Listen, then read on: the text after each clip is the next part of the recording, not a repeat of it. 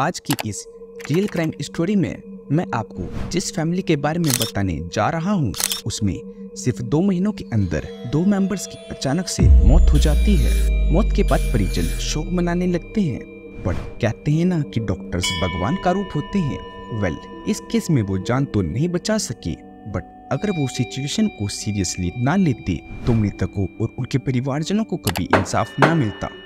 यह कहानी है मुंबई के सेंटा क्रूज इलाके में रहने वाले एक कपड़ा व्यापारी कमलकांत शाह की। अगस्त 2022 की एक रात जब कमलकांत काम से घर वापस आता है, उसे पेट में बहुत तेज दर्द और उल्टी होने लगती है। इसे देखकर उसकी पत्नी काजल और उसकी 2 बेटियां बहुत घबरा जाती है, क्योंकि सिर्फ 2 महीने पहले इसी तरह उल्टी और पेट दर्द के चलते कमलकांत की मां शारदा देवी भी चल बसी थी। इसलिए उसकी वाइफ अपने फैमिली डॉक्टर को कॉल करती है। डॉक्टर आता है, दवाई देता है और कुछ हल्का खाने को कहता है। कमलकांत डॉक्टर की दी हुई दवाई लेता है और खान पान हल्का रखता है, जिससे उसे काफी आराम मिलने लगता है। ऐसे ही 3-4 दिन गुजर जाते हैं और उसे फिर से हल्का हल्का दर्द होने लगता है, जिससे वो इग्नोर कर देता है। डॉक्टर की दी हुई दवाई भी अब काम नहीं कर रही थी। ऐसे ही लगभग 10 दिन गुजर जाते हैं और 22 अगस्त रात 12:30 बजे दर्द इतना ज्यादा बढ़ जाता है कि उसे रात को ही बॉम्बे हॉस्पिटल में एडमिट कराना पड़ता है। एडमिट होते ही मेडिकल टेस्ट शुरू हो जाते हैं और रिपोर्ट्स के अकॉर्डिंग डॉक्टर ट्रीटमेंट शुरू कर देते हैं। समय गुजरता जाता है, बट कमलकांत की कंडीशन में कोई सुधार नहीं दिखता। उसकी बॉडी के सारे ऑर्गन्स एक के बाद एक फेल होने लगते हैं और कई कोशिशों के बावजूद भी डॉक्टर उसे बचा नहीं पाते। 19 सितंबर 2022 की आधी रात को कमलकांत को मृत घोषित कर दिया जाता है। उसकी मौत का कारण मल्टीपल ऑर्गन फेलियर बताया जाता है। मतलब सिर्फ 46 साल की उम्र में कमलकांत इस दुनिया को छोड़कर चला जाता है।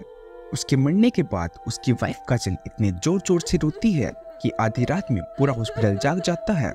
यह खबर सुनकर रिलेटिव्स, कमलकांत की बहनें कविता, सविता और नेहल व उनका क्लोज फ्रेंड हितेश जैन तुरंत हॉस्पिटल पहुंचते हैं। रिलेटिव्स काजल को चुप कराते हैं और हितेश व बाकी लोग बॉडी के पेपर वर्क पूरे करके उसे अंतिम संस्कार के लिए ले जाने की मांग करते हैं। बट यहाँ कहानी में एक ट्विस्ट आता है।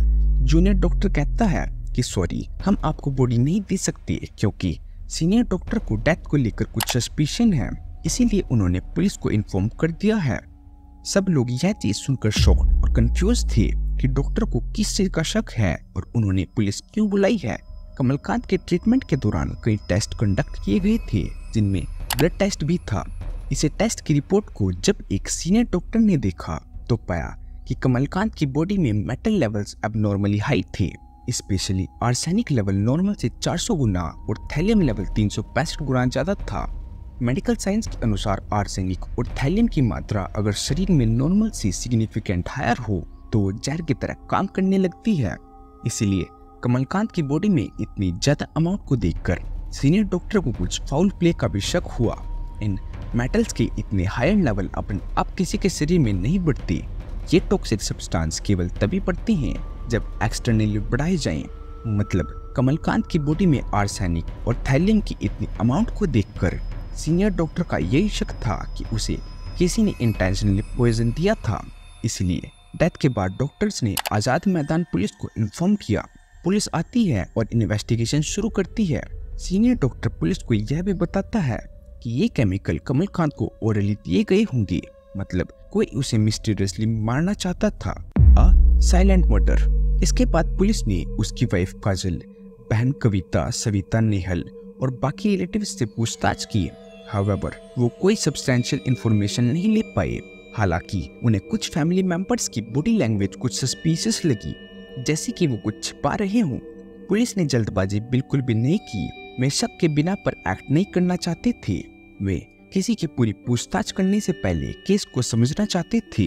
इसलिए उन्होंने पोस्टमार्टम के बाद अंतिम संस्कारों के लिए बॉडी फैमिली को दी थी और इन्वेस्टिगेशन जारी रखी। केस की सीरियसनेस को देखते हुए इसे क्राइम ब्रांच को सौंप दिया गया। क्राइम ब्रांच ने सावधानी पूर्वक व थॉटफुल स्ट्रेटेजी के साथ आगे कदम बढ़ाए। उन्होंने शुरुआत बॉम्बे हॉस्पिटल के सीनियर डॉक्टर से केस के बारे में कुछ क्रिटिकल क्वेश्चंस पूछकर की। उन्होंने डॉक्टर से पूछा कि क्या यह पॉसिबल है कि कमलकांत शाह ने नॉर्मल से 400 गुना आर्सेनिक और 365 गुना ज्यादा थैलियम एक बार इंजेस्ट कर लिया हो। डॉक्टर ने बताया कि इतने हाई डोजेस को एक साथ लेना संभव नहीं है, बल्कि इन केमिकल्स को खाने और पानी के सहारे धीरे धीरे शरीर में उतारा जाता है।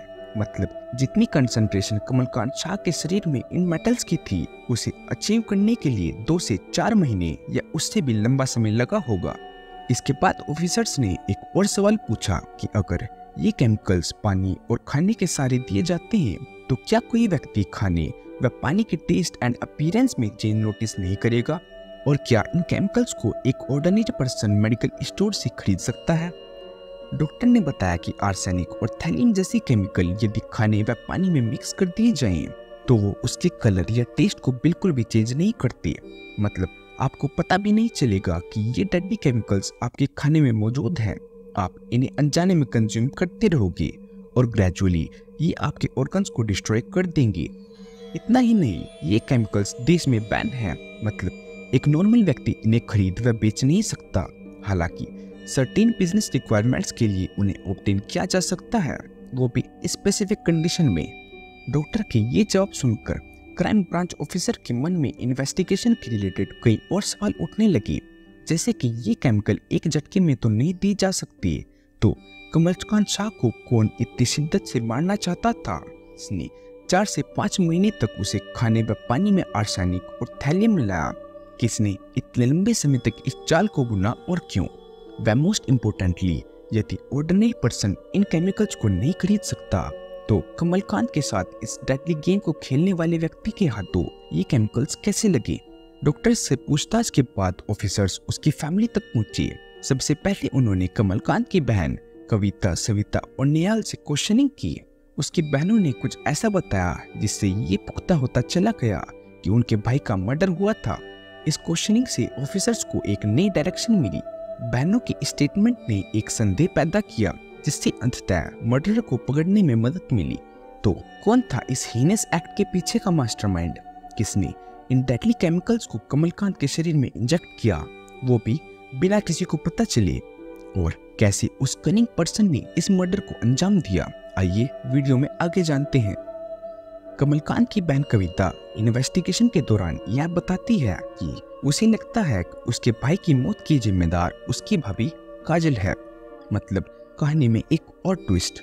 अब पुलिस ऑफिसर कविता से बहुत कामले पूछती हैं कि उसे अपनी भाभी पर क्यों शक है, तो वो बताती है कि उसकी भाभी का कैरेक्टर बहुत क्वेश्चनेबल है। उसकी भाभी का उसके भाई के दोस्त हितेश जैन के साथ अफेयर चल रहा था। पुलिस आगे पूछती है कि अफेयर का मर्डर से क्या रिलेशन, तो कविता बताती है कि इस चीज का तो उसे नहीं पता, बट उसे यह पता है उसका भाई बिल्कुल हेल्दी था, उसे कभी दवाइयों की भी जरूरत नहीं पड़ती थी, और अब अचानक से ऑर्गन फेलियर के कारण उसकी मौत कोई सेंस नहीं बनाती। वो आगे यह भी बताती है कि जब से उसका भाई हॉस्पिटल में एडमिट हुआ था, तब से काजल बहुत स्ट्रेंजली बिहेव करने लगी थी। वो कमलकांत को कंसोल करने के बजाय उससे प्रॉपर्टी के कागज, बैंक पॉलिसीज और लॉकर्स के बारे में पूछती रहती थी। ये सारी इंफॉर्मेशन केस को सॉल्व करने के लिए बहुत इम्पोर्टेंट होने वाली थी। इसलिए पुलिस कविता और उसकी बहनों से ज़्यादा इंफॉर्मेशन गैदर करती है। वो यह भी बताती है कि लगभग 2 महीने पहले जून 2022 में उनकी मां शारदा देवी भी सिमिलर वे में मरी थी। कमलकांत की ये तरह उन्हें भी अचानक उल्टी और पेट दर्द होने लगा था। उन्हें हॉस्पिटल में एडमिट कराया, उनका ट्रीटमेंट चला, बट वो भी अपने भाई की तरह ऑर्गन फेलियर के चलते अपनी जान गंवा बैठी। बहनों के इन स्टेटमेंट के चलते क्राइम ब्रांच ऑफिसर को अब एक स्ट्रेट रिएक्शन मिल चुकी थी। कविता यह भी बताती है कि डेथ से पहले उसकी मां भी बिल्कुल हेल्दी थी, उसे भी कभी कोई बीमारी नहीं थी, इसलिए अब उन्हें उसकी मौत पर भी शक है कि क्या वो भी नेचुरल थी या उसमें भी काजल का ही हाथ था।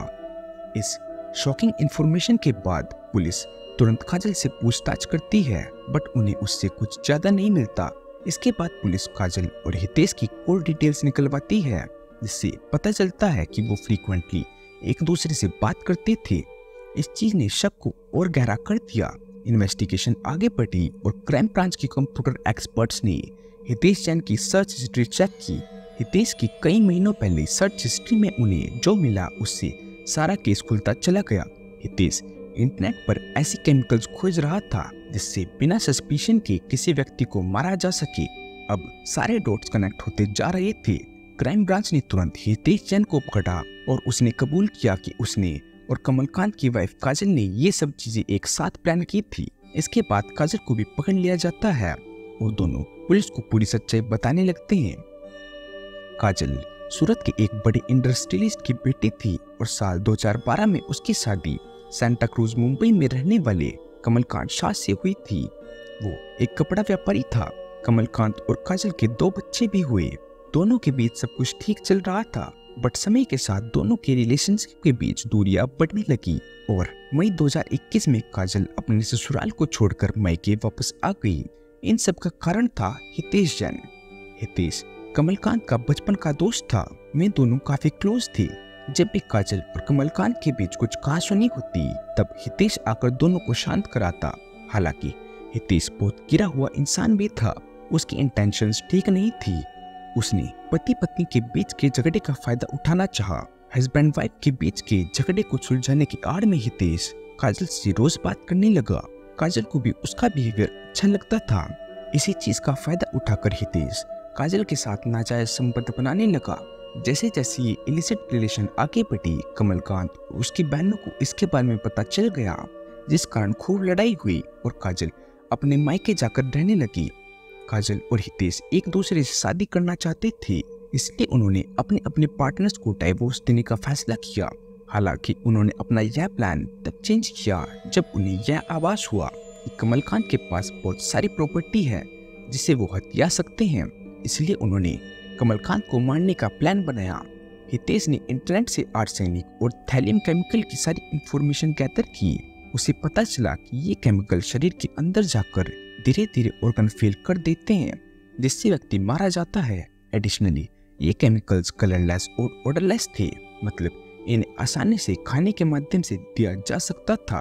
बट एक बड़ी प्रॉब्लम थी कि इन्हें प्राप्त कैसे किया जाए, क्योंकि ये देश में बैन थे। बट इसका सोल्यूशन भी हितेश ने खोज निकाला। उसने इंटरनेट पर रिसर्च की कि कौन सा बिजनेस इन केमिकल्स के लिए अप्लाई कर सकता है और सारी नेसेसरी इंफॉर्मेशन कलेक्ट की। इसके बाद उसने फेक डॉक्यूमेंट बनाए और इन केमिकल्स को प्राप्त किया और इसी के बाद असली गेम शुरू हुआ, जिसमें कमलकांत और उसकी मां शारदा देवी की जान गई। काजल जानती थी कि जब तक उसके साथ जीवित रहेगी वो ना तो प्रॉपर्टी इनहेरिट कर पाएगी और ना ही हितेश से शादी। इसलिए उसने दोनों माँ बेटे को लीथल केमिकल्स की मदद से साइलेंटली मारा। इस साइलेंट मर्डर की शुरुआत मई 2022 में हुई, जब रिश्तेदारों के कहने पर काजल अपने मायके से वापस आकर अपने पति कमलकांत, 2 बच्चे और सास के साथ रहने लगी। घर वापस आकर वो अपने पति और सास के खाने, पानी और दूध में आर्सेनिक और थैलियम मिलाने लगी। इन केमिकल्स ने अगले ही महीने जून 2022 में अपना असर दिखाना शुरू कर दिया। शारदा देवी को बहुत तेज पेट दर्द और वोमिटिंग के चलते हॉस्पिटल एडमिट कराया जाता है, बट मेडिकल ट्रीटमेंट से कुछ नहीं होता और 23 जून को उनकी मृत्यु हो जाती है। शारदा देवी की बॉडी में भी आर्सेनिक और थैलियम की मात्रा ज्यादा थी, बट बहुत ज्यादा नहीं, इसलिए उस पर कोई ज्यादा ध्यान नहीं देता और उसकी डेथ भी नेचुरल मानी जाती है। काजल ने शारदा और कमलकांत को एक साथ चैन देना शुरू किया था, बट शारदा की उम्र के चलते वो जल्दी घुटने टेक बैठी। इस डेथ के बाद काजल का कॉन्फिडेंस बढ़ता चला गया। वो सोचने लगी कि जिस प्रकार उसने शारदा देवी को मारा है और किसी को पता भी नहीं चला, इसी प्रकार वो कमलकांत को भी साइलेंटली मार देगी और सबको उसकी डेथ नेचुरल लगेगी। बट ये ओवर कॉन्फिडेंस ही उसके डाउनफॉल का कारण बना। वो केमिकल्स की डोसेज को बढ़ाने लगी, जिस कारण कमलकांत के शरीर में आर्सेनिक 400 गुना और थैलियम 365 गुना अधिक हो गया और ये एनोमली ही डॉक्टर की नजरों से नहीं बच सकी, जिस कारण इस केस का पर्दाफाश हुआ। फाइनली क्राइम ब्रांच ने हितेश और काजल को अरेस्ट किया और उनके खिलाफ मुकदमा चलाया ताकि उन्हें कड़ी से कड़ी सजा मिले। हालांकि उनके कारण जो 2 जाने गई वो तो कभी वापस नहीं आएंगी और ना ही उन बच्चों का बचपन वापस आएगा जिनका जीवन उनके कारण बर्बाद हुआ। खैर, आज की वीडियो में इतना ही। मैं मिलूंगा आपसे अगली वीडियो में। तब तक के लिए जय हिंद, वंदे मातरम।